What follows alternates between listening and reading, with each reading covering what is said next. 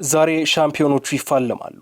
ዘገባው የመላኩ ወልደ ሰንበት ነው። የ22ኛው ሳምንት የኢትዮጵያ ፕሪሚየር ሊግ እግር ኳስ ውድድር ዛሬ ጅማሮውን ያደርጋል። ቀን 9 ሰዓት ላይ በሐዋሳ ዩኒቨርሲቲ ስቴዲየም ሜዳ የሚደረገው የሁለቱ ሻምፒዮኖች ቅዱስ ጊዮርጊስና ፋሲል ከተማ ጨዋታ በብዙዎች ዘንድ በጉጉት ይጠበቃል። ሁለቱም የቀድሞ የኢትዮጵያ ፕሪሚየር ሊግ ሻምፒዮኖች በእርግጥ አሁን ላይ በቀደመው አቋማቸው ላይ አይገኙም። የሁለቱም የዘንድሮ አፈጻጸም ካለፈው 3 ዓመት አማካይ አፈጻጸም ጋር ሲነጻጸር ያነሰ ሆኖ እናገኘዋለን። በቁጥራዊ ስሌት መሰረት አሁን ላይ ቅዱስ ጊዮርጊስ በ21 ጨዋታ 40 ነጥብ ሊኖረው ሲገባ 31 ፋሲል ከተማ ደግሞ 34 ሊኖረው ሲገባ 30 ነጥብ ነው ያለው። ይህንኑ አፈጻጸም ነጥለን ከአምናው ጋር ብቻ ካነጻጸር ነው ደግሞ አሁንም የሁለቱ የዘንድሮ አፈጻጸም ደካማ ሆኖ እናገኘዋለን። በዚህ ሳቢያም አሁን ላይ ሁለቱም ከሊጉ ዋንጫ ፉክክር ርቀው ይገኛሉ። ብዙዎችም አሁን ላይ ሻምፒዮኖቹ ወዴት እያመሩ ነው እያሉ ይገኛል። አሁን ላይ የሁለቱን ቡድኖች ወቅታዊ አቋም እርስ በርስ ካነጻጸርን ግን በተሻለ ቁመና ላይ የሚገኘው ፋሲል ከተማ ነው።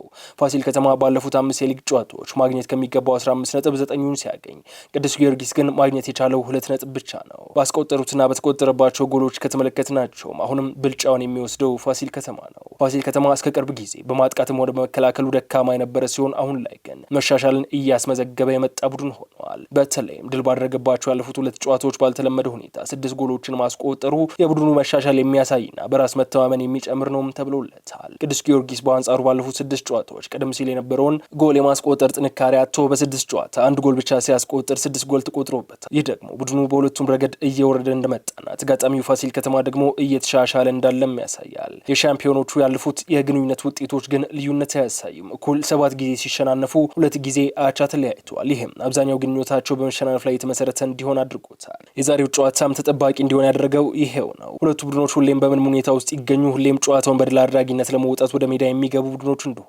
ታሪካቸው በተጨባጭ ይናገራል። እናም ዛሬ ማን በድል አድራጊነት ጨዋታውን ያጠናቅቃል የሚለው የብዙዎች ጥያቄ ነው። በዛሬው የሁለቱ ቡድኖች ግጥሚያ ላይ ከፋሲል ይልቅ ቅዱስ ጊዮርጊስ የወሳኝ ተጫዋቾቹን ግልጋሎት አያገኝም ተብሏል። ፈረሰኞቹ በዛሬው ጨዋታ የሻዱ መሐመድ፣ የተገኑ ተሾመ፣ የፍሪምቦንግ ክዋሜና የአብዱል ሀፊዝ ቶፊቅ ግልጋሎትን አያገኝም።